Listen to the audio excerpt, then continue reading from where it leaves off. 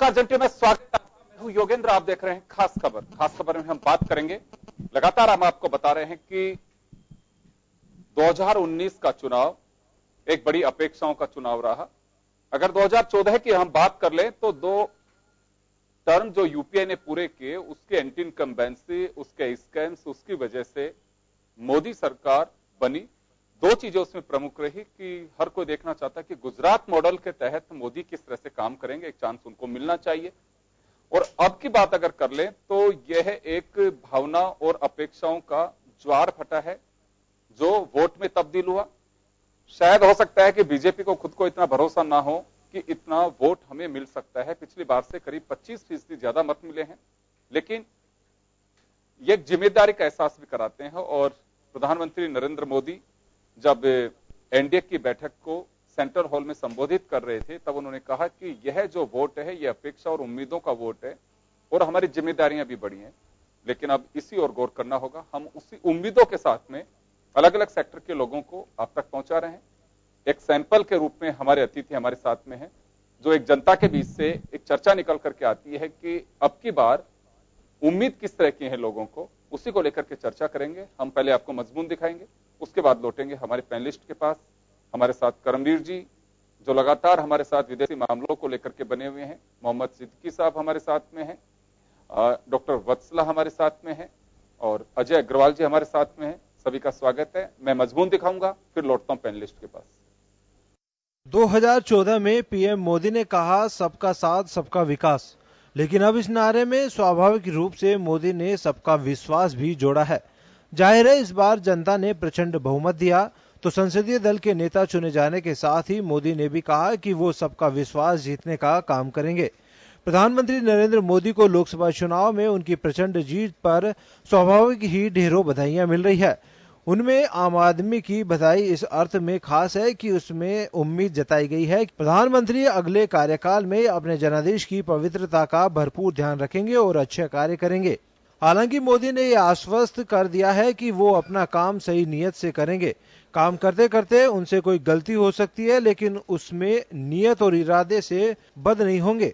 इस दौरान मोदी ने प्रधानमंत्री कार्यालय को संबोधित करते हुए कर्मचारियों के किए काम की सराहना की, साथ ही ये भी कहा कि लोगों की उम्मीदें ज्यादा है और काम बोझ नहीं है, जो कि ये साफ बताता है कि मोदी सरकार की दूसरी पारी नई ऊर्जा के साथ होने जा रही है, जिसके लिए टीम के कप्तान भी तैयार हैं और उनकी मंत्रिमंडल की आने वाली टीम को भी वो पहले से ही सचेत कर रहे हैं। केंद्र की मोदी सरकार के पास इस बार विपक्ष के खड्डों की बात करने की बजाय भाजपा की बेहतरीन योजनाएं, बेहतरीन काम और विकास के वादे जरूर होना चाहिए। खैर, जनता की उम्मीदें तो हर सरकार से ज्यादा ही होती है, लेकिन 2019 में बहुमत ने इन उम्मीदों को ज्यादा हवा दी है। ब्यूरो रिपोर्ट, जन टीवी न्यूज। तो चले, आपने मजमून देखा और सेंट्रल हॉल में जैसे मैंने खुद ने भी कहा आपसे कि नरेंद्र मोदी जी ने भी सबका साथ सबका विकास और सबका विश्वास, एक एडिशनल ये जोड़ा है। चले, हमारे साथ करमवीर जी, अजय अग्रवाल साहब हैं। अजय जी, आपके पास आना चाहूंगा। सबसे बड़ी जो बात आती है वह आती है व्यापार से, क्योंकि व्यापार होता है तो सबसे बड़ा एम्प्लॉयर होता है और व्यापार अच्छा चलता है, देश की तरक्की होती है और उसी के साथ आपका एक जीडीपी उस पर डिपेंड करती है, आपका एम्प्लॉयमेंट रेशियो है वो उस पर डिपेंड करता है, किसी मुल्क की तरक्की उस पर डिपेंड करती है, क्योंकि सारा कुछ ट्रेड पर निर्भर करता है। ट्रेड का एक मूल मंत्र है किसी भी मुल्क की विकास की जो डेफिनेशन है उसके साथ में कि आप कितना एक्सपोर्ट कर रहे हो और कितना इंपोर्ट कर रहे हैं। अगर एक्सपोर्ट की रेट अगर आपकी ज्यादा है और इंपोर्ट की कम है तो निश्चित रूप से उस देश का कोई मुकाबला नहीं है। तो मैं जानना चाहूंगा आपसे कि वोट छप्पर फाड़ के मोदी जी को दिए अब की बार लोगों ने, व्यापारी भी उसमें होंगे, हर तबके ने उनको छीनने की कोशिश की है, तो ऐसे में उम्मीद क्या की जा रही है अब की बार मोदी साहब से? नमस्कार योगेंद्र जी, जैसा भी आपने कहा कि उम्मीदें जो सरकार से करी जा रही है, हम ये कह सकते हैं कि जैसे पिछली बार नारा था कि अब की बार मोदी सरकार, अब की बार हम ये कह सकते हैं अब की बार उम्मीदों की सरकार। हमारी जो उम्मीदें हैं सरकार से पहले की तुलना में, हर बार उम्मीदें रहती हैं सरकार से कि हमारे को क्या चाहिए, कैसा होना चाहिए सरकार के अंदर, पर इस बार उम्मीदें बहुत ज्यादा हैं। इस बार उम्मीदें बहुत ज्यादा होने का जो कारण है मोदी जी से, या हम कहें कि जो भी प्रधानमंत्री का उनका नेतृत्व मिला है उससे हम लोगों को उम्मीदें रही हैं। बट पिछले कुछ गत सालों के अंदर जो व्यापार उद्योग जगत की दशा रही है वो बहुत कुछ अच्छी तक नहीं रही है। तो वो लगता था कि कुछ कह सकता है कि एक दौर था जो इसके अंदर दोबारा से रीएस्टेब्लिशमेंट चल रहा है, सारी चीज चल रही हैं। अब वो हो चुका है या होने के कगार के ऊपर है। तो अब हम जो चाहते हैं कि अब की बार जो ये समय हमारे लिए रहे वो समय हमारे लिए बहुत अच्छा रहे, व्यापार उद्योग जगत के लिए अच्छा रहे।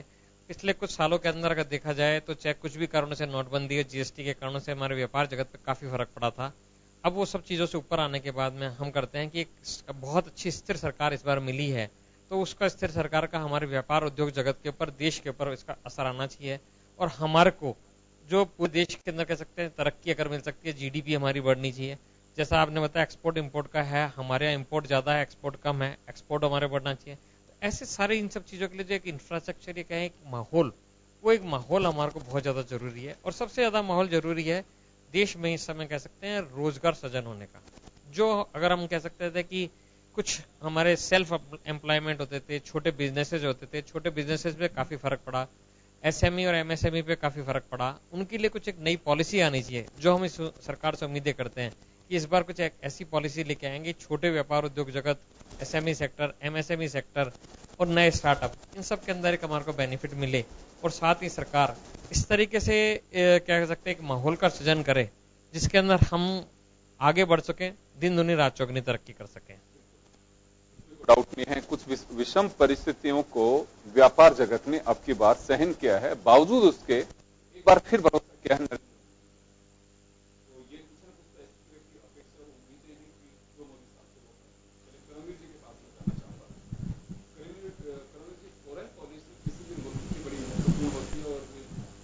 मोदी साहब पिछले टेन्योर में ये कहा जाता है कि दुनिया के कई देश नाते उन्होंने इसका इम्पैक्ट लोगों को लगता है कि आया है, लेकिन ऐसी क्या कमियां भी हैं या कुछ खूबियां ऐसी रही मुल्क की या इनकी विदेश यात्राओं की जिन्हें अभी और बुनाने की आवश्यकता है, बुनाया जा सकता है।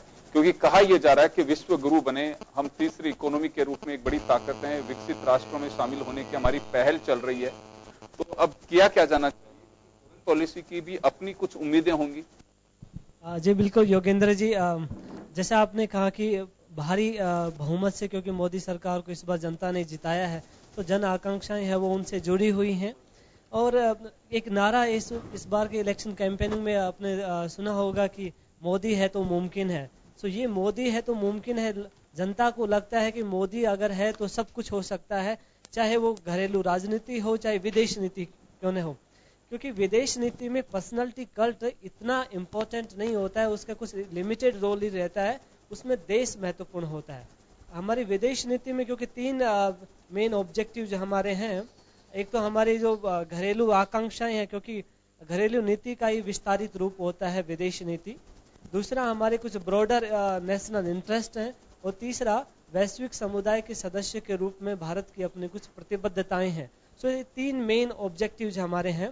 पिछली बार मोदी सरकार में आपने देखा होगा उन्होंने नेबरहुड फर्स्ट पॉलिसी को अपनाए रखा, और संसद में भी सुषमा स्वराज ने कहा कि पड़ोसी हमारे लिए पहले हैं, भारत है वो एक बिग ब्रदर की जगह एल्डर ब्रदर का रोल प्ले करेगा। स्वेरिंग इन सेरेमनी जो हुआ मोदी जी का, उसमें भी उन्होंने सार्क कंट्रीज के जो मेंबर हैं उनको बुलाया अपने शपथ ग्रहण समारोह में। पाकिस्तान के प्रधानमंत्री भी उसमें शामिल थे। इस बार का अगर आप देखें जो विदेश मंत्रालय की तरफ से अभी जो जानकारी आई है उसमें इस बार बिम्स्टेक के जो मेंबर कंट्रीज हैं उसमें भारत के अलावा नेपाल है, भूटान है, श्रीलंका है, म्यांमार है, नेपाल, थाईलैंड है। तो ये कंट्रीज इसमें शामिल है, यानी कि पाकिस्तान नहीं है। पाकिस्तान के बिना हमारे पड़ोसी देशों को आमंत्रित किया जा रहा है। साथ में किर्गिस्तान के राष्ट्रपति और मॉरिशस के प्राइम मिनिस्टर को भी इनवाइट किया गया। मॉरिशस के प्राइम मिनिस्टर, क्योंकि मॉरिशस में लगभग 70% जनसंख्या जो है भारतीय मूल की है, और मॉरिशस के प्रधानमंत्री भी इस बार प्रवासी भारतीय दिवस पर चीफ गेस्ट रहे हैं। सो ये जो पहला इंडिकेशन इस बार जो मोदी सरकार ने दे रही है कि दोबारा से हमारे जो नीति होगी वो नेबरहुड फर्स्ट पॉलिसी होगी, लेकिन उसमें पाकिस्तान शामिल नहीं होगा। जो मेन हमारे चैलेंजेस है वो है हमारी जो नेशनल सॉवरेनिटी और टेरिटोरियल इंटीग्रिटी है उसको प्रोटेक्ट करना, वो सबसे बड़ी जिम्मेदारी हमारी है। जिस तरह से हिंद महासागर में परिस्थितियां बदल रही है, नए सामरिक समीकरण है वो उभर करके आ रहे हैं, उसमें भारत के लिए जरूरी होगा किस तरह से, क्योंकि अमेरिका में और चाइना में है और ट्रेड राइवलरी इस समय चल रहा है, एक जो इंडो पैसिफिक एरिया उसमें एक अनिश्चितता का दौर है, और गल्फ कंट्रीज में किस तरह का अभी क्राइसिस है वो बना हुआ है।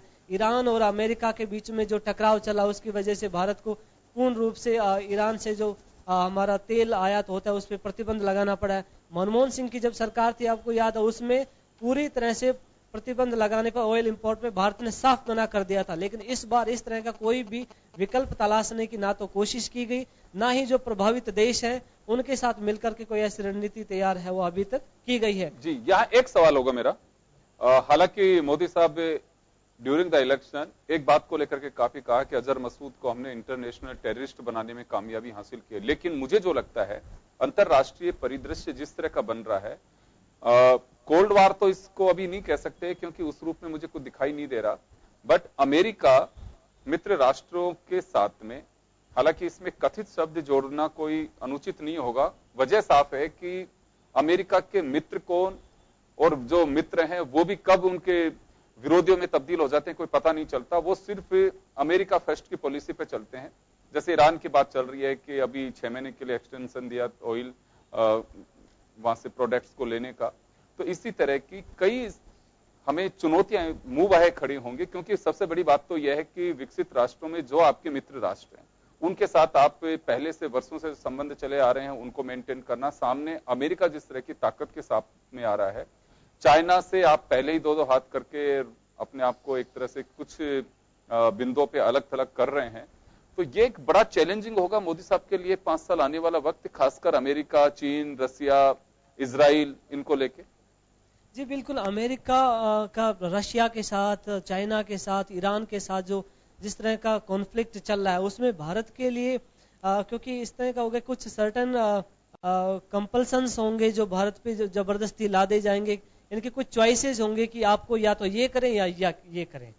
जैसे ट्रंप कहता है अमेरिका फर्स्ट पॉलिसी उन्होंने अपनाया, उन्होंने कहा कि ईरान के साथ हमने ईरान पे प्रतिबंध लगा दिए, फिर भी अगर आप उसे ऑयल इंपोर्ट जारी रखते हैं तो अमेरिकी प्रतिबंध के लिए आप तैयार हैं। ओबामा प्रशासन की तरह इस बार ट्रंप जो है वो कोई भी इसमें ढील देने के मूड में नहीं है, क्योंकि भारत अपना अधिकांश जो ऑयल है वो गल्फ कंट्रीज से ही, मिडिल ईस्ट से ही इंपोर्ट करता है ज्यादातर, और उसमें लगभग 10-12% है वो ईरान से अकेले आता है। यानी कि पूरी तरह से अगर ईरान से ऑयल इंपोर्ट पे प्रतिबंध लग गया तो बाकी कंट्रीज के ऊपर हमारा डिपेंडेंसी है वो ज्यादा बढ़ जाएगा।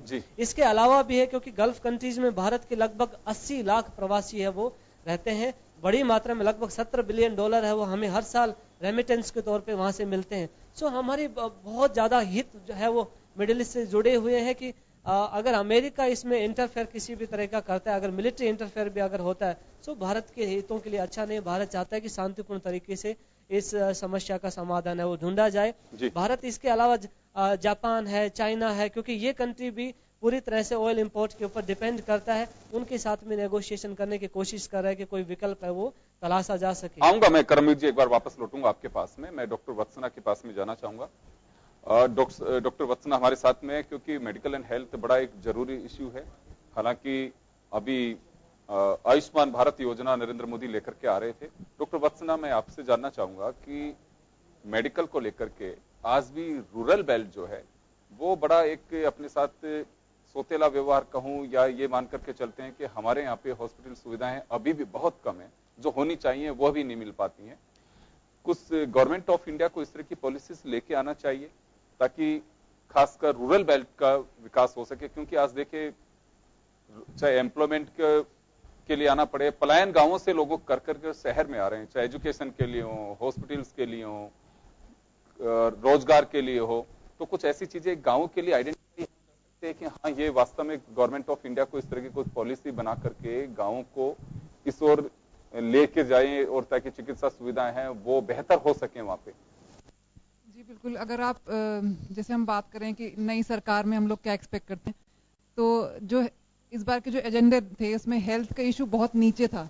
जबकि एक सर्वे किया गया, इसमें लोगों से पूछा गया तो उन्होंने तो उसमें देखा कि जो वोटिंग हुई उसमें जो हेल्थ का इशू था सेकंड नंबर पे था जॉब्स के बाद में। तो लोग जॉब्स के बाद में हेल्थ को ज्यादा प्रेफरेंस देते हैं, और थर्ड था क्लीन ड्रिंकिंग वाटर।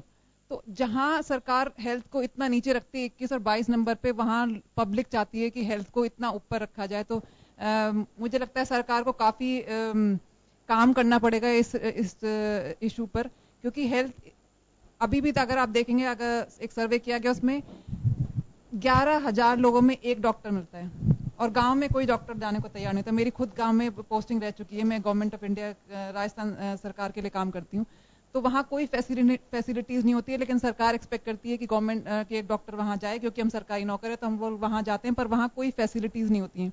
सरकार फ्री मेडिसिन देती है। आजकल वो आयुष्मान भारत के जैसे आपने मेंशन करा, तो आयुष्मान भारत में एक प्रधानमंत्री जन आरोग्य योजना है जिसमें 5 लाख तक गरीब लोग सुविधा ले सकते हैं। आप हॉस्पिटल में एडमिट होने से 3 दिन से पहले और 15 दिन के बाद तक जितनी भी फैसिलिटीज हैं, जो इन्वेस्टिगेशन है, मेडिसिन हैं और जितनी भी कोई सर्जरी है, वो सब 5 लाख, अगर आप एक साल में उनको 5 लाख तक का आपको पैसे मिलेंगे ये सब काम कराने के लिए। लेकिन उसके बावजूद भी लोगों को अवेयरनेस नहीं है। तो मेरा मानना है कि अवेयरनेस फैलानी ज्यादा जरूरी है। लोगों को पता ही नहीं है, जो गरीब तबके के लोग हैं उनको पता ही नहीं है कि ये ऐसी योजना है, सरकार चलाती है, और बीच में जो बिचौली होते हैं वो पैसे खा जाते हैं।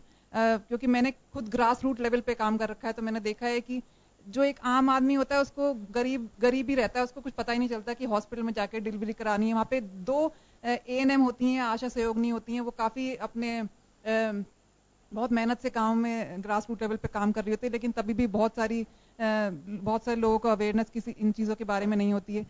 सरकार प्रिवेंटिव चीजों पे कम वो करती है फोकस, टर्शरी ट्रीटमेंट पे ज्यादा फोकस करती है। कोई बीमार हो गया फिर वो सर्जरी कराने बाहर वहां कहीं जाएगा, बड़े हॉस्पिटल में, डिस्ट्रिक्ट लेवल पे या शहर में, तो फिर उसको हम क्या सुविधाएं देंगे, उस पर ज्यादा फोकस करते हैं। प्रिवेंटिव मेजर्स पे कम फोकस करते हैं। तो मेरा मानना है कि प्रिवेंटिव मेजर्स पे ज्यादा फोकस करें। जैसे ट्यूबरक्लोसिस, सरकार चाहती है कि 2030 तक, उन्होंने एक टारगेट रखा है कि 2030 तक ट्यूबरक्लोसिस इरेडिकेट कर देंगे भारत से। और इंडियन गवर्नमेंट में तो ये वर्ल्ड वाइड वो था टारगेट, लेकिन इंडियन गवर्नमेंट ने कहा हम लोग 2025 तक कर देंगे। आई एम नॉट श्योर वो कैसे करेंगे, लेकिन ये एक बहुत ही बड़ा चैलेंज है, क्योंकि गांव में क्लेनलीनेस नहीं है। ट्यूबरक्लोसिस तो हमेशा रहता है, गंदगी से फैलती है, पॉपुलेशन कंट्रोल नहीं है, पॉपुलेशन कंट्रोल मेजर्स नहीं है। तो एक ये विशेष साइकिल है, खाली एक हेल्थ को ठीक करने से ही नहीं होगा, और हम हमेशा सरकार के ऊपर भी डिपेंडेंट नहीं होना चाहिए। एजुकेशन, हेल्थ, पॉलिसीज, इन सबको मिला के कुछ प्रगति हो सकती है, ये मेरा मानना है। जी चलिए सिद्दीकी साहब, मैं आपके पास आना चाहूंगा। माइनॉरिटीज को लेकर के कुछ उम्मीद है मोदी साहब से, क्योंकि ये मैं नहीं कह सकता कि केवल कोई एक कास्ट, एक तबका, एक धर्म, उनकी वोट मिले होंगे मोदी जी को, तब 303 सीट भाजपा को मिले हैं। मुझे लगता है कि समुचित तरीके से वोट डले हैं, सभी लोगों ने वोट डाले हैं, हर कास्ट, हर रिलीजन, हर एज वर्ग, सब लोगों ने, मुझे लगता है कि उन्हें अपना कंट्रीब्यूशन दिया है, तभी एक विशाल जो बहुमत बीजेपी को मिला है। किस तरह की उम्मीदें हैं अभी माइनॉरिटीज के लोगों को कि हाँ मोदी साहब का दूसरा कार्यकाल है, हमें इस तरह का भरोसा और इस तरह की उम्मीदें हैं कि ये काम होना चाहिए? देखिए, नए कार्यकाल में मुझे लगता है कि नई उम्मीदें होनी चाहिए। नया जो नारा दिया है उन्होंने, सबका विश्वास, और उसमें जोड़ा है उन्होंने, तो ये एक अच्छा संकेत है और उनके इस नारे का हम स्वागत करते हैं। लेकिन ये कि कोई भी दावा जो है वो दलील चाहता है, दावा दलील चाहता है। यानी आपने अगर दावा किया है, अगर आपने ये कहा है कि हम सबका साथ, सबका विकास और फिर सबका विश्वास भी हम जीतेंगे, तो धरातल पर उसको आना चाहिए। पिछले 5 साल के कार्यकाल में हम देखें तो बहुत सारी चीज़ों के साथ में हम देखते हैं कि वो माइनॉरिटीज़ का विश्वास जीतने में कामयाब नहीं रहे। माइनॉरिटीज़ और भाषाई अल्पसंख्यक और जो है कुछ दलित तबके, इन लोगों का विश्वास जीतने में वो कामयाब नहीं रहे हैं। ये हमने पिछले कार्यकाल में देखा है। लेकिन उम्मीद हम कर सकते हैं कि, लेकिन सिद्दीकी साहब क्या जाना चाहिए, क्योंकि बात भरोसे की है। जब मतदाता ने भरोसा किया है तभी तो ये वोट में तब्दील हुआ है। मैं तो कहूंगा कि ये भरोसे का और अपेक्षाओं का सैलाब था जो वोट में तब्दील हुआ है। ऐसे में हम बात भरोसे के साथ साथ उम्मीदों की कर रहे हैं कि अब किस तरह की उम्मीद है मोदी साहब से। देखिए, वोटों की बात तो यह है कि वो उसके पीछे बहुत सारे फैक्टर्स होते हैं, उन पर अभी हमें चर्चा नहीं करनी है। लेकिन नहीं, मैं बात भरोसे की कर रहा हूं, भरोसे की भरोसा जब जताता है तभी कोई व्यक्ति वोट कास्ट करता है। भरोसे की बात यह है कि अब हमें ये समझना चाहिए कि प्रधानमंत्री केवल किसी एक वर्ग का या किसी एक जाति या एक धर्म का नहीं होता, वो देश के हर नागरिक का होता है। तो देश के हर नागरिक का विश्वास उनको जीतना है, ये उनके लिए एक बड़ी चुनौती है। और वो भी उस हालत में जबकि खुद उनकी पार्टी के अंदर बहुत सारे ऐसे तत्व हैं जो अल्पसंख्यक विरोधी हैं और जो मतलब खुल्लम खुल्ला बल्कि बगैर किसी झिझक। मेरा एक छोटा सा सवाल होगा यहाँ पे, मेरा एक छोटा सा सवाल है। पूरे 5 साल के दरमियान बहुत सारे लोगों ने ये कहा कि अविश्वास फैल रहा है, इनसिक्योरिटी के दौर से गुजर रहा है माइनॉरिटीज, तो क्या ऐसा लगता है कि आपको कोई अविश्वास के दौर से गुजरना पड़ा हो या असुरक्षा की भावना रही हो? ऐसा कुछ महसूस? असुरक्षा की भावना भी रही और असुरक्षा भी रही, क्योंकि लिंचिंग के बहुत सारी घटनाएं हुई हैं इस दौरान और उनमें यानी सरकारों की तरफ से जो है, खासतौर से बीजेपी सरकार अगर हम कहें तो बीजेपी सरकार की तरफ से कोई सख्त एक्शन नहीं लिया गया और कोई, बल्कि ये देखने में आया कि लिंचिंग करने वालों की हौसला अफजाई की गई और माल्यार्पण तक किया गया, ये भी देखने में आया। तो ये एक विरोधाभास है कि आप कहते तो ये है जो नहीं होना चाहिए, कहते तो है कि विश्वास जीतेंगे सबका, लेकिन आपने पिछले 5 साल के अंदर जो है उस विश्वास की कोई झलक हमें दिखाई नहीं है। आगे हमको उम्मीद करनी चाहिए, हम नाउम्मीद नहीं हैं, लेकिन यह है कि पिछले 5 साल का कार्यकाल तो ये बताता है कि कोई उम्मीद ऐसी नजर नहीं आई। चलिए, श्याम जी हमारे साथ में हैं। श्याम जी, कुछ उम्मीदें, क्योंकि आप एक पत्रकार हैं, लोगों से आपकी बातें भी होती हैं, खुल के चर्चाएं भी होती हैं, किस तरह की उम्मीद करती है पब्लिक अब की बार मोदी साहब से? देखिए योगेंद्र जी, मौजूदा मोदी जी को भारी बहुमत और प्रचंड बहुमत मिला है। उस प्रचंड बहुमत के साथ साथ उनकी जिम्मेदारियां बहुत बढ़ गई है। मौजूदा स्थिति में जो देश जिस हालात में है, उस हालात में अगर उन्होंने समय रहते हुए अगर अपने तरीके से कदम नहीं उठाए तो आने वाले समय में जो स्थितियां बनेगी उसको निपटना बहुत मुश्किल वाला काम होगा। अब देखिएगा, उन्होंने ये तो कहा है कि हम 100 दिन का एक फ्रेमवर्क बना करके आम पब्लिक को देंगे। उससे सबसे पहले वो ले रहे हैं कि बेरोजगारी को किस प्रकार से दूर किया जाए। उसमें पहली बार ऐसा लग रहा है कि 80,000 वैकेंसियां वो घोषित करने जा रहे हैं कि सरकारी स्तर पर 80,000 लोगों का वह चयन करेंगे और वो भर्ती दे पाएंगे। लेकिन आप देखिएगा कि वो उनका विजन था कि हम प्रत्येक नागरिक को स्वच्छ जल उपलब्ध करा देंगे, लेकिन जल उपलब्ध कराने की स्थिति है कि जल है नहीं, और जल को जो है वो उसको सुरक्षित रखने में एक बहुत बड़ी चुनौती इस देश के सामने है। तो ऐसी स्थिति में वो उस जल का संग्रहण कैसे करेंगे और कैसे पहुंचाएंगे? वो कहते तो हैं कि हम निश्चित रूप से सोलर ऊर्जा का उपयोग करते हुए समुद्र का पानी किस प्रकार से सही करेंगे नहीं करेंगे, लेकिन एक बहुत बड़ी चुनौती है सामने कि हम पानी भी उपलब्ध नहीं करा पा रहे हैं अपने आम नागरिक को। तो शिक्षा का स्तर के बारे में उन्होंने कहा है कि शिक्षा का स्तर बहुत गिरा हुआ है, वैकेंसी बहुत पड़ी हुई है, इसको हम कैसे फुलफिल करेंगे कि वो बता सकते हैं। क्योंकि वो बार बार कह रहे थे कि हमको औद्योगिकरण के साथ शिक्षा को जोड़ना पड़ेगा।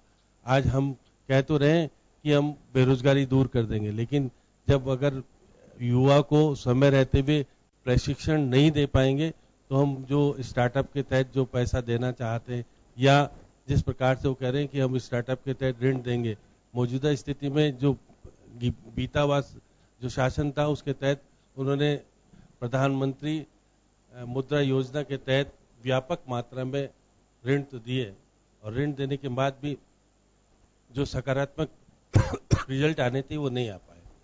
आप देखेंगे कि आज जो ऋण लिया गया उसमें एवरेज 24,000 का आता है, और 24,000 में किस प्रकार से आप अपना उद्योग स्थापित कर सकते हैं, एक प्रश्न चिन्ह लग जाता है। एनपीए 2 लाख था और 12 लाख करोड़ का एनपीए बढ़ गया। तो ऐसी स्थिति में मैं श्याम जी लौटूंगा आपके पास में, यहां एक छोटे से ब्रेक के लिए रुकेंगे, ब्रेक के बाद हम जल्द लौटते हैं।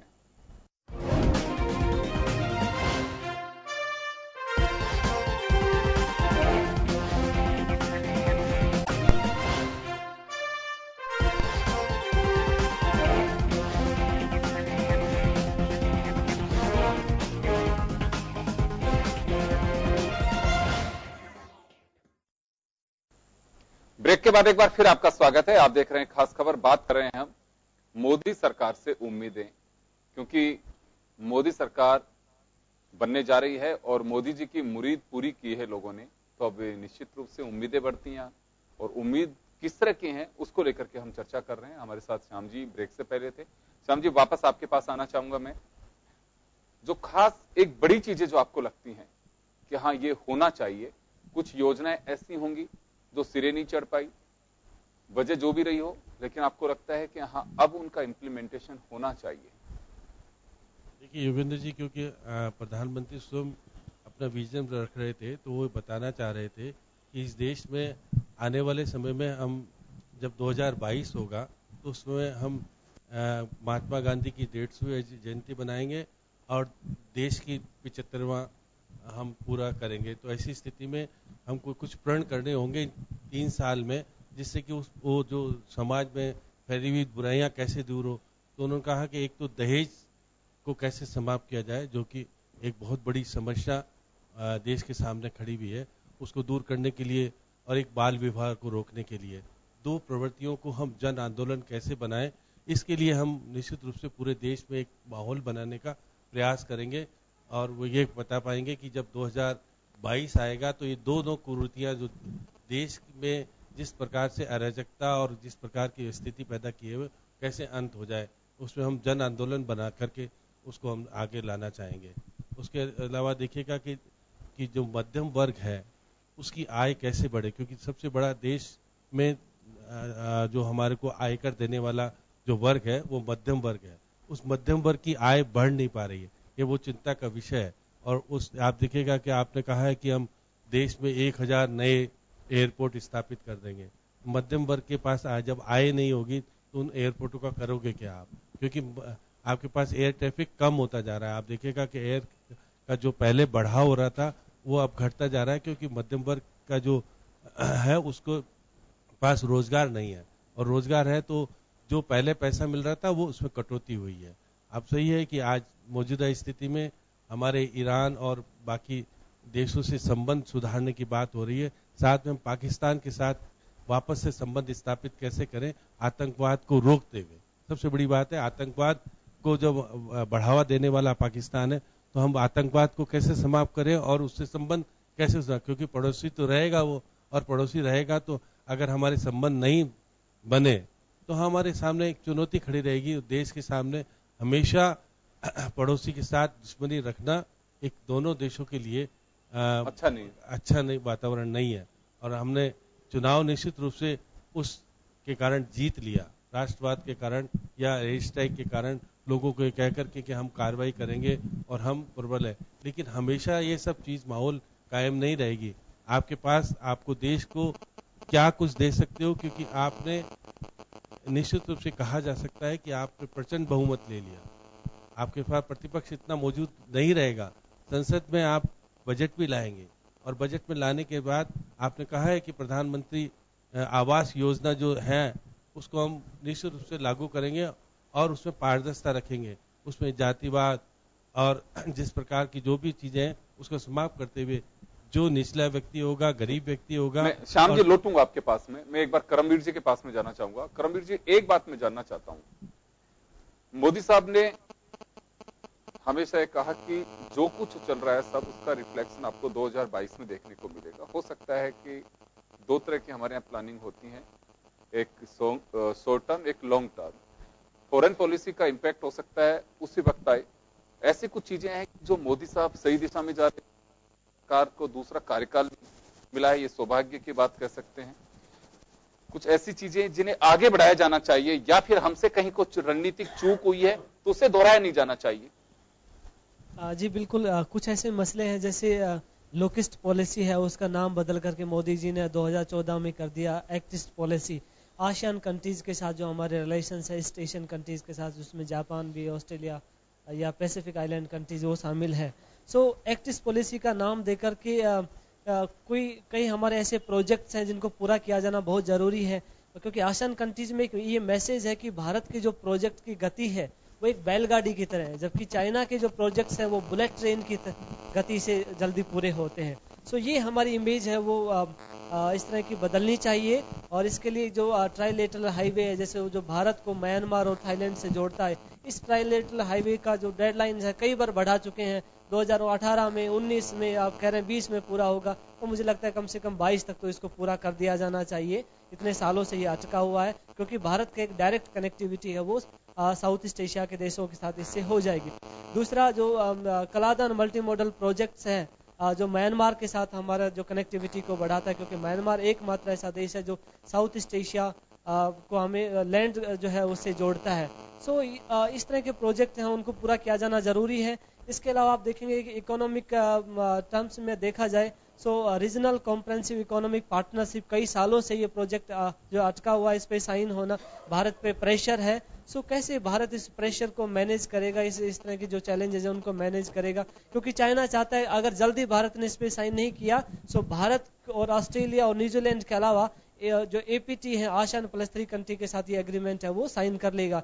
इंडो पैसिफिक रीजन में, क्योंकि भारत के लिए बहुत महत्वपूर्ण है, भारत का 55% जो ट्रेड है वो हिंद महासागर और साउथ चाइना सी से होकर के गुजरता है। चाइना का बहुत उधर प्रॉब्लम है। सो 2022 तक मैं चाहता हूँ कि एक स्टेबिलिटी का एक एनवायरनमेंट कैसे भारत यहाँ क्रिएट कर पाएगा, जापान, ऑस्ट्रेलिया और अमेरिका के साथ मिलकर के किस तरह से चाइना का जो अग्रेसिव नेस है यहाँ पर उसको कैसे कंट्रोल कर पाएंगे, कैसे रीजनल पार्टनर के साथ हम अपने कोऑपरेशन को आगे बढ़ा पाएंगे। खास तौर पर भारत और वियतनाम में जो स्ट्रेटेजिक कोऑपरेशन है उसको स्ट्रेंथन करना इस समय बहुत जरूरी है। अफगानिस्तान को देखें, क्योंकि $2.5 बिलियन हमने उसमें इन्वेस्ट किए हैं, तो पीस प्रोसेस में कोशिश हो रही है भारत को उसे बाहर रखा जाए।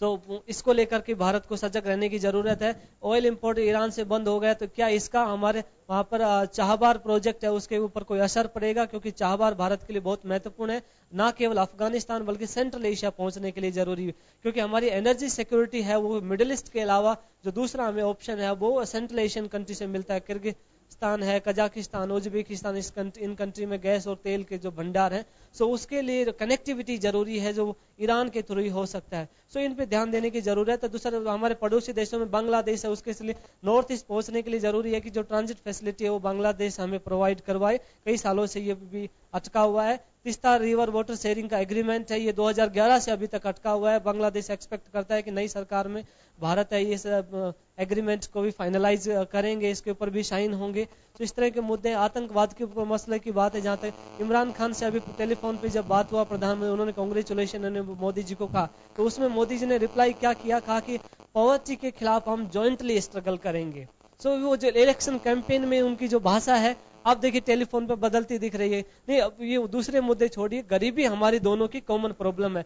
मुझे लगता है ये एक पॉजिटिव इंडिकेशन आप लीजिए कि गरीबी से जो है मिलकर के साथ में लड़ेंगे, क्योंकि जरूरी है कि पीस, प्रॉस्पेरिटी और प्रोग्रेस जो रीजनल इस साउथ एशिया रीजन में आए, उसके लिए हमें पड़ोसी देशों का सहयोग मिलना बहुत ही जरूरी है। श्रीलंका के साथ देखिए टेररिज्म को लेकर कोऑपरेशन में कितना मिसकम्युनिकेशन पाया गया। कहा गया कि श्रीलंका में जिन्होंने टेररिस्ट एक्टिविटी किया वो भारत में उनको ट्रेनिंग मिला, यहाँ से उनको जो है फंडिंग वगैरह हुआ, इस तरह का श्रीलंका ने आरोप लगाया।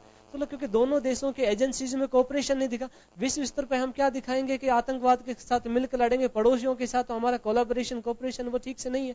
तो इस तरह का जो मिसकम्युनिकेशन है या जो कोलैबोरेशन कोऑपरेशन में प्रॉब्लम्स है उसको दुरुस्त करने की मोदी जी को मुझे लगता है कि जरूरत पड़ेगी। इसके अलावा यूरोपियन यूनियन के साथ, क्योंकि ब्रेक्जिट के क्राइसिस से वो भी जूझ रहा है, उसके साथ हमारे जो रिलेशन है उसको कैसे मैनेज करेंगे, अमेरिका और उसके रशिया के बीच में जो राइवलरी है उसमें कैसे उस प्रेशर को मैनेज करेंगे। कई तरह की चुनौतियां जो हैं वो मोदी साहब को देखनी होंगी। कुछ एक्सपीरियंस उनका होगा, कुछ ऐसे मुल्क जिनके साथ में हमारे संबंध बेहतर हो सकते थे, होने चाहिए। हमारे कुछ मुल्क ऐसे हैं कि हम लगातार उनके साथ में हमारा दोस्ताना संबंध है, वर्षों से बने हुए हैं, उन्हें कैसे मेंटेन करना है, क्योंकि वजह साफ है। दो बड़ी बढ़ती जो ताकतें हैं या कहें बड़ी ताकतें के रूप में उभर करके आई हैं। चाइना पहले, क्योंकि रूस और अमेरिका दो बड़े ध्रुव नजर आते थे, लेकिन अब चाइना भी एक बड़ी ताकत के रूप में आ गया है और ये कैसे मेंटेन होगा ये सबसे बड़ी बात है। क्या माफ करेगा, हिंदुस्तान को चाइना के साथ अपने सामरिक महत्व या फिर दूसरी चीजें वो बढ़ानी चाहिए, उसमें क्या नफा क्या नुकसान हो सकता है कि पड़ोसी देश होने के नाते क्या हमारे साथ में कुछ ऐसी हो सकती है कि अविश्वास का हालात बन रहे हों जिन्हें दूर करने की कुछ परिस्थितियां हमें डेवलप करनी चाहिए। कुछ ऐसी चीजें होंगी जो चाइना अपने आप में एक बड़ी चुनौती। हम कहते तो हैं ये बात है कि हम एक बहुत बड़ा कंज्यूमर मार्केट है चाइना प्रोडक्ट्स का, लेकिन ऐसा नहीं है। हमारी काफी हद तक डिपेंडेंसी भी चाइना के साथ में बढ़ती जा रही है, क्योंकि हम इतना प्रोडक्शन कई चीजों में हम कर नहीं पा रहे हैं। अगर ये नहीं होगा तो फिर दुनिया के दूसरे मुल्कों से मंगाना होगा। तो ये कुछ ऐसी चुनौतियां होंगी जो मोदी साहब के सामने मुंह बहाए खड़ी होंगी। चलिए मैं एक बार अजय जी के पास में वापस जाना चाहूंगा। अजय जी, मैं आपके पास आना चाहूंगा। मुझे अच्छे से ध्यान है कि 3 बजट मोदी सरकार के जो बिगनिंग उसमें थे, तब कहा भी गया था कि क्योंकि मध्यम वर्गीय जो व्यापारी है, जिसे एमएसएमई के माध्यम से अपना ये कहें कि एक आधार मिलता है, एमएसएमई को लेकर के ये माना जाता है कि साहब उसकी कमर टूट गई, एमएसएमई बहुत परेशानी में है। सरकार घोषणाएं तो करती है लेकिन अभी तक कोई ऐसा आधार नहीं मिला। जीडीपी में बड़ा योगदान कहते हैं एमएसएमई का होता है, लेकिन सबसे बड़ी जो एमएसएमई की जो देन है इस देश को, वह है एम्प्लॉयमेंट। सबसे बड़ा, आज बड़ी इंडस्ट्री जो नहीं दे सकती जितना बड़ा एम्प्लॉयमेंट जनरेट करता है एमएसएमई। तो कुछ इस तरह की आप लोगों की चर्चा होती है कि चलिए अभी तो सरकार बनने जा रही है, बन रही है, हमें कुछ इस तरह की परिस्थितियां पहले बजट में ही इसका कुछ दिखना चाहिए, क्योंकि अब की बार ये नहीं कहा जा सकता कि मध्यम वर्ग अपने हाल पे जिएगा या भगवान के भरोसे रहेगा। बिल्कुल सही, आप सही कह रहे हैं जी। सबसे पहली बात है, जो सरकार उम्मीदें बहुत सारी हैं और जो हम व्यापार जगत को जो उम्मीदें, अगर आपने कहा एमएसएमई वाली जो बात सेक्टर कही, और उसके अंदर सरकार ने काम करना चालू भी कहीं ना कहीं कर दिया। अगर आप पढ़ें तो आज के अखबारों में आया है कि कल ही एमएसएमई की सेंटर में एक मीटिंग हुई है और उसमें उन लोगों ने ये कहा कि कैसे छोटे उद्योगों को बढ़ावा दिया जाए या उसके लिए क्या एक परिवर्तन किया जाए, वो सारी चीजें करी जाएंगी। इसको एक प्रायोरिटी जोन डिक्लेयर करने के लिए, जो एक पहले से कई समय से मांग चल रही है हम लोगों की, इसको प्रायोरिटी जो एमएसएमई को एक प्रायोरिटी जोन डिक्लेयर किया जाए, उसके ऊपर अभी चर्चा चल रही है। और कहीं ना कहीं उम्मीदें हैं कि इस बार वाली जो सरकार है एमएसएमई सेक्टर को आगे लेके आएगी, क्योंकि जैसे आपने बताया सबसे ज्यादा रोजगार का सृजन इसी सेक्टर में होता है और ये जीडीपी के अंदर भी सबसे बड़ा योगदान अपना देता है, क्योंकि छोटी छोटी जगह से लेकर के बड़ी जगह तक एमएसएमई सेक्टर एक ऐसा है जो अपने क्षेत्र के अंदर विभिन्न व्यवसाय को देने के साथ साथ में छोटे रोजगार भी देता है, बड़े रोजगार भी देता है और सरकार को एक अच्छी टैक्स के रूप में कलेक्शन भी देता है। तो उम्मीदें हम करते हैं, उम्मीदें बहुत सारी हमारे सरकार। अजय जी, एक मेरा छोटा सा सवाल होगा, क्योंकि एग्रीकल्चर पे हमारी सबकी डिपेंडेंसी है, एग्रीकल्चर को लेकिन आज भी हम उस मॉडिफाई रूप में नहीं लेकर के जा सके। क्या वास्तव में भी एग्रीकल्चर फील्ड और कॉर्पोरेट दोनों का कुछ ऐसा एक पैचअप किया जाए, इनको साथ में एक दूसरे पर एक कोलैबोरेशन के साथ में हम आगे बढ़ा सकें? क्योंकि आज किसान के पास में वैसा पैसा नहीं है। बड़े बड़े फार्म हाउस को छोड़ दीजिए, उनकी संख्या कम होती है, लेकिन आज भी ग्रास रूट पे जो किसान काम करने वाला है, जो मंडियों में जाता है, अपने क्रॉप को तैयार करके खुद के बलबूते पे तैयार करके और मार्केट तक लेकर के जाता है, उनकी संख्या आज भी ज्यादा है। क्या इस दिशा में सरकार को कुछ विचार करना चाहिए? सरकार को बिल्कुल विचार करना चाहिए। अगर आप देखें दूसरे देशों के अंदर काफी हद तक इस तरह की हो चुकी है कि एग्रीकल्चर कॉर्पोरेट सेक्टर के साथ में मिलकर काफी हद तक काम कर रहा है, क्योंकि हमारे देश के अंदर देखा जाए मौसम का बड़ा प्रभाव रहता है, पानी की बहुत ज्यादा कमी है, तो agriculture sector day by day कमजोर होता जा रहा है। और जो बहुत बड़ी रीढ़ की हड्डी है किसी भी देश की योगदान के लिए, विकास के लिए सबसे बड़ा योगदान कर सकता है।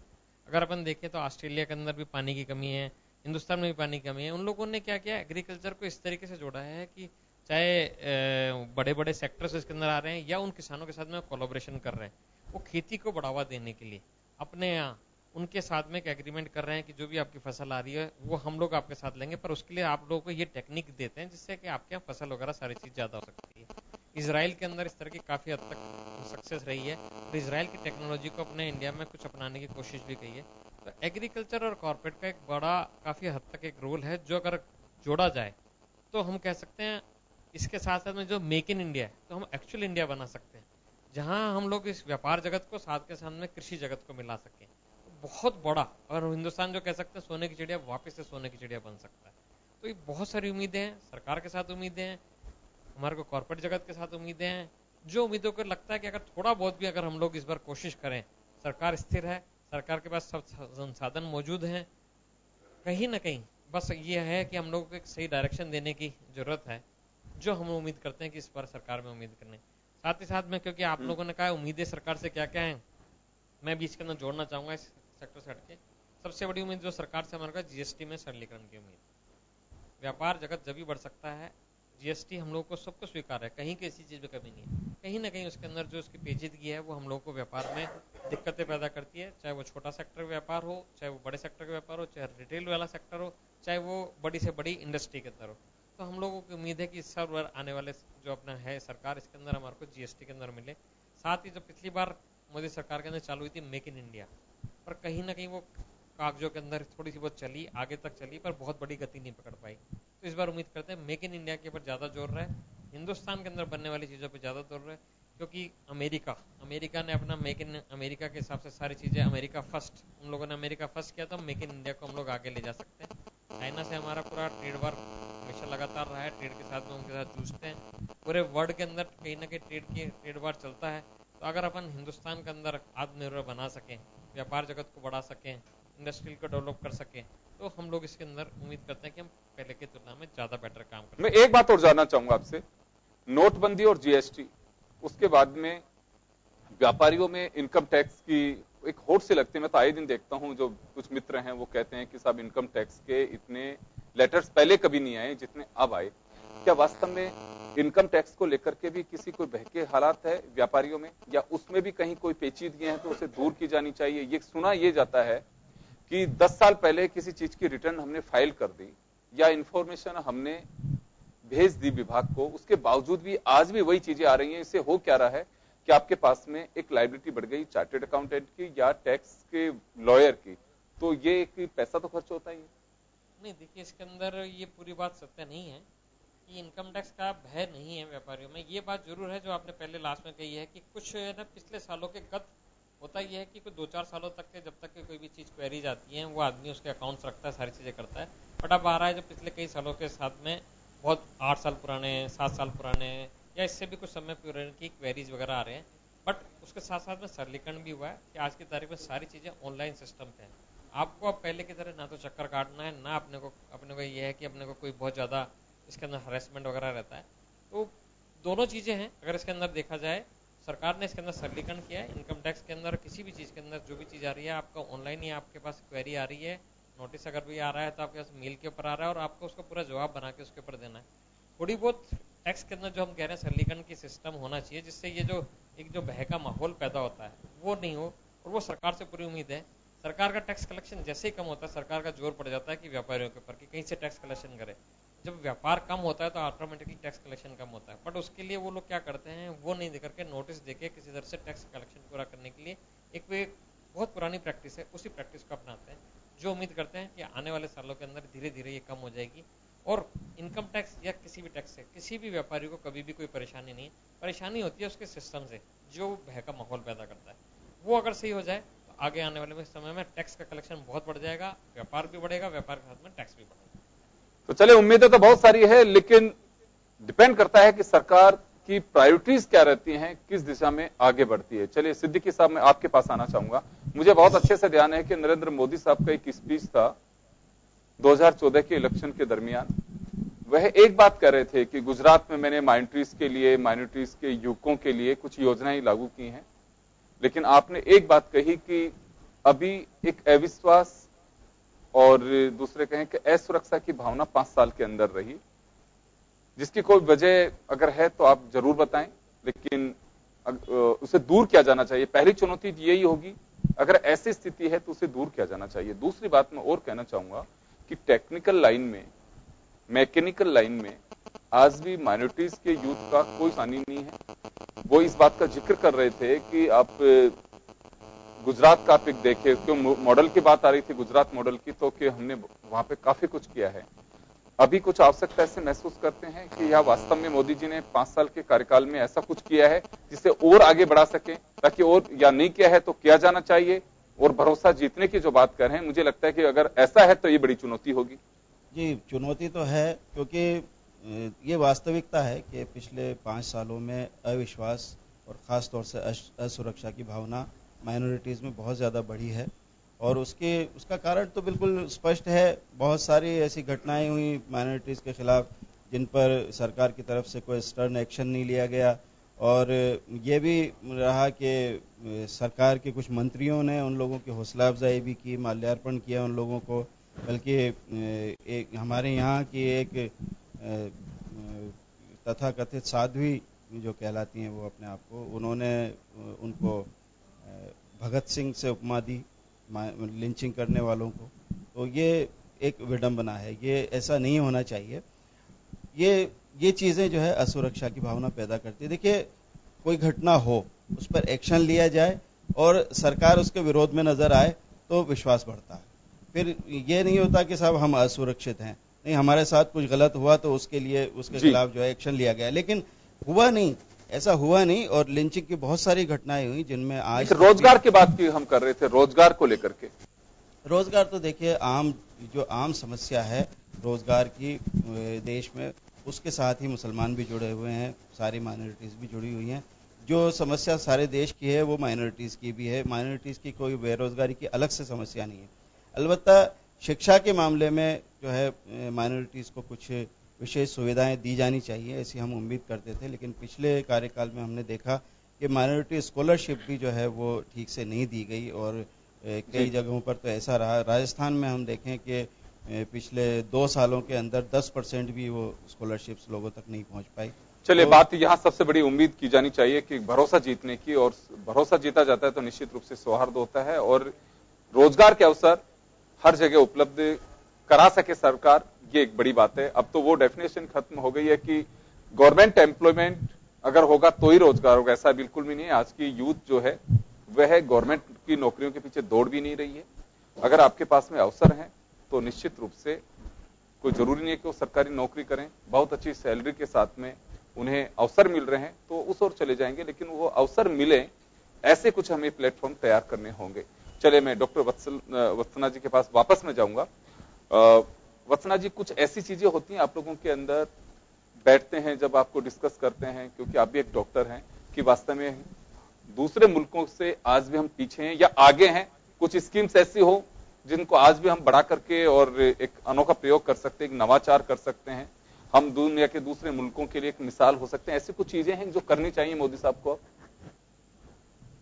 जी बिल्कुल।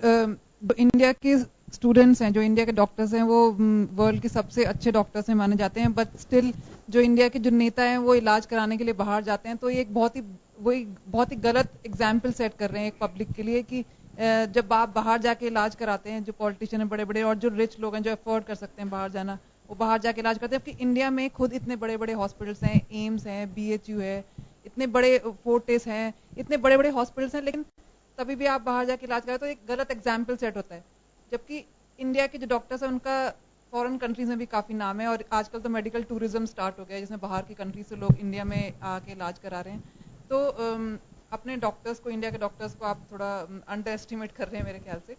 तो ये आम बातें चलती रहती हैं। और मैं ये भी कहना चाहूंगी कि एक डॉक्टर के इंडिया में यहाँ पर आप कुछ रिसेंटली देखा गया है कि कुछ भी होता है तो पेशेंट सीधे डॉक्टर पे अटैक करते हैं। अगर पेशेंट को या उसके किसी रिलेटिव को कुछ गलत हो जाता है तो डॉक्टर्स पे अटैक करते हैं। तो एक मेडिकल वालों को सिक्योरिटी जो है, मैं नई गवर्नमेंट से ये उम्मीद करूंगी कि मेडिकल सिक्योरिटी होनी चाहिए, डॉक्टर्स को एक प्रॉपर सिक्योरिटी मिलनी चाहिए, उनको इतनी फैसिलिटीज मिलनी चाहिए। गवर्नमेंट डॉक्टर का बच्चा, कोई भी गवर्नमेंट डॉक्टर को वो नहीं चाहेगा कि उसके बच्चे गवर्नमेंट डॉक्टर बने, क्योंकि उन्होंने देखा है कि वो कितनी पेनफुल उनकी लाइफ होती है। लो सैलरी और वर्क प्रेशर इतना ज्यादा होता है। जैसे मैंने पहले बताया था कि 11,000 पेशेंट्स पे एक डॉक्टर है। तो नए मेडिकल कॉलेजेस खुलने चाहिए, नई जॉब्स आनी चाहिए, हर डिस्ट्रिक्ट लेवल पर एक मेडिकल कॉलेज और एक पोस्ट ग्रेजुएट मेडिकल कॉलेज होने चाहिए। लेकिन मैं ये भी ऐड करना चाहूंगी कि जब मेडिकल कॉलेजेस खुलते हैं तो उनकी NOC जब गवर्नमेंट देती है तो उसमें उनको काफी स्ट्रिक्टनेस रखनी चाहिए। ये नहीं कि हर गली नुक्कड़ पे कोई भी मेडिकल कॉलेज खोल ले या कोई भी अपना अस्पताल खोल ले, क्योंकि उससे एक लेवल गिर जाता है। तो जब NOC गवर्नमेंट सरकार देती है तो काफी वो स्ट्रिक्ट लेवल देखे कि वो सब सारे नॉर्म्स पूरे कर रहे हैं, तभी वो NOC जारी करें। और यही कुछ उम्मीदें मैं रख सकती हूँ गवर्नमेंट से। श्याम जी, आपके पास आना चाहूंगा। मैं एक बात जानना चाहूंगा कि सरकार से उम्मीदें बहुत हैं, चर्चाएं भी बहुत है, यहाँ एक बड़ी बात, क्या इस तरह की कोई चर्चा सामने आती है? मोदी साहब का 5 साल का कार्यकाल जो रहा और इसमें लास्ट के 2 ईयर एक बात जरूर कही गई कि हम 60 साल के गड्ढे भर रहे हैं या 60 साल शासन किया तो उनसे पूछा जाना चाहिए। कभी भी डिबेट होती थी तो बीजेपी के नेता एक ही बात कहा करते थे, दिल्ली हो चाहे जयपुर, हमेशा एक बात जरूर आती थी कि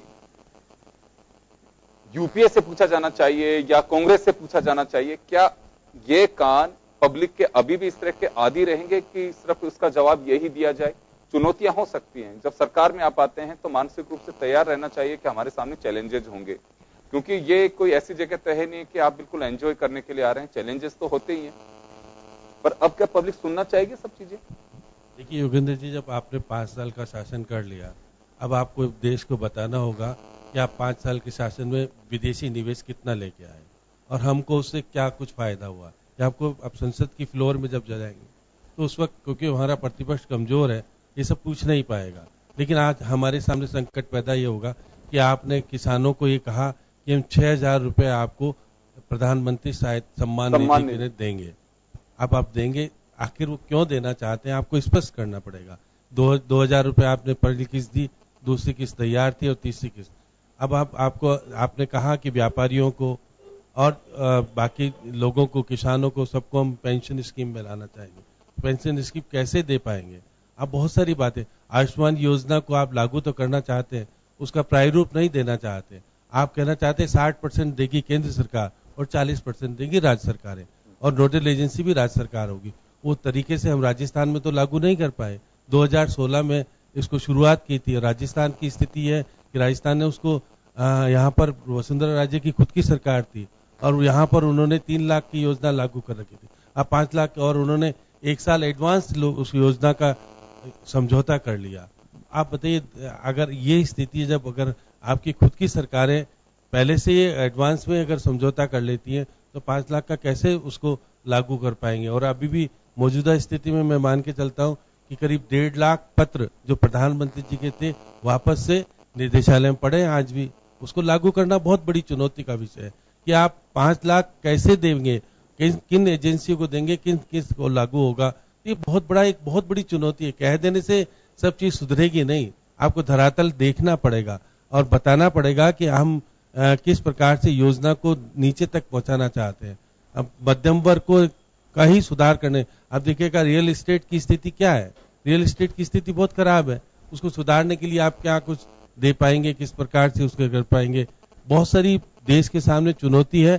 उस चुनौतियों को केवल कह देने से पूर्ति नहीं होने वाली है। अब आप प्रचंड बहुमत लेके आ गए हैं, आपको बताना पड़ेगा। प्रचंड बहुमत का आधार तो आपको बहुत कुछ मिला हुआ है, आप करिएगा। 370 धारा को समाप्त कीजिएगा, अब आपके पास पूरा अधिकार है। राम मंदिर को बनाइएगा, आपके पास कोई मनाही करने की स्थिति है नहीं है। राज्यसभा में कुछ दिन बाद आपके पास बहुमत आ जाएगा। तो आप केवल सपने दिखा रहे थे, अब सपने को धरातल पर उतारना पड़ेगा। और आने वाले समय में जो कि जब 75वां साल बनाएगा तो उसको बताना ही पड़ेगा। मैं माफी चाहूंगा, समय का अभाव है। तो कुल मिलाकर के सबसे बड़ी बात तो यही है कि जनता का विश्वास जीतना बहुत जरूरी होगा, क्योंकि तमाम विषम परिस्थितियों के बावजूद भी आप पे लोगों ने भरोसा किया है। ये मत कहिए कि हमने लोगों का विश्वास जीता था, इस वजह से सारी चीजें हुई हैं। आप पे भरोसा किया है लोगों ने, और अब आपको रिटर्न कुछ देने का वक्त है। और ये बात सही है कि अब लोग ये नहीं सुनना चाहेंगे कि 60 साल बनाम 60 महीने। अब तो मुझे लगता है कि मोदी साहब को कुछ करना होगा, और चुनौतियां बहुत सारी हैं, इसमें कोई डाउट नहीं है। लेकिन सबसे पहला काम जो करना चाहिए, पब्लिक के बीच से जो निकल करके चीज आती है कि ऐसे जो संसाधन हमारे पास में, चाहे गवर्नमेंट सेक्टर के हों या प्राइवेट सेक्टर के हों, अगर वहां से एम्प्लॉयमेंट हुआ है तो उसे वापस से स्थापित किया जाना चाहिए। व्यापारियों से एक डायलॉग हो, और जैसे आपके पास में तो जब बूथ लेवल तक आप वर्कर अपने फोर्स को लेके जा सकते हैं, तो इसमें तो कोई डाउट नहीं है कि आपका मैकेनिज्म बहुत ही बेहतर है। दुनिया के कई पार्टियों से अच्छा कह सकता हूं। तो यह भी एक बेहतर प्रबंधन आपका एक बार सामने आना चाहिए, ताकि एक मिसाल कायम कर सके कि हम अब वर्कर्स को पब्लिक की चिंता के लिए भी डिप्लॉय करेंगे और उनसे जानना चाहेंगे कि वास्तव में किस सेक्टर में क्या परेशानी है। हो सके तो उसे बजट में उसका रिफ्लेक्शन देखेगा। तो मुझे लगता है कि एक भरोसे की पहली सिद्धि मोदी जी उसे जीतने में कामयाब भी होते नजर आएंगे। बहुत बहुत शुक्रिया आप सभी का। खास खबर में इतना ही, दीजिए इजाजत, नमस्कार।